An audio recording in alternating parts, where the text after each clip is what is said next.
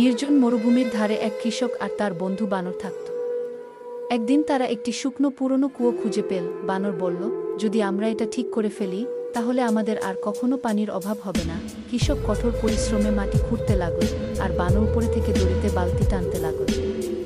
অনেক দিনের পরিশ্রমের পরে কুয়ো ঝকঝক করতে লাগল, আর তার ভিতর থেকে নীল পানি উঠতে শুরু করল। দুজনেই খুব খুশি হয়ে গেল আর একদিন বিশ্রাম নিতে বসল। হঠাৎ কুয়োর ভিতর থেকে এক আওয়াজ এল, যেই এই পানি নেবে তাকে তার সবচেয়ে প্রিয় জিনিসটা হারাতে হবে। এর পরপরই কুয়ো গর্জে উঠল, আর কৃষকের সবচেয়ে প্রিয় ট্রাক্টরটা কুয়োর ভিতরে ঢুকে গেল। বানর চিৎকার করে উঠল, অরে, তুমি এখনো পর্যন্ত লাইক আর সাবস্ক্রাইব করনি?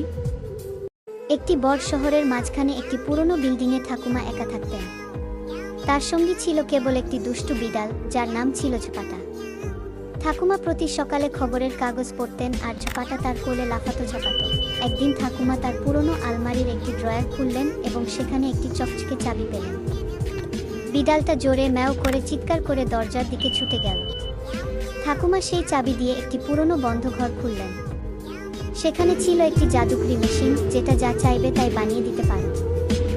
ঠাকুমা আনন্দে বললেন, আমার 100 কেজি রসগোল্লা চাই। ছোপাটা চিৎকার করে বলল, আর আমার মাছ চাই। মেশিনটা চালু হয়ে গেল, আর চোখের পলকে রসগোল্লা আর মাছ গায়েব হয়ে গেল। বিড়ালটা জোরে চেঁচিয়ে উঠল, তুমি এখনো লাইক আর সাবস্ক্রাইব করোনি?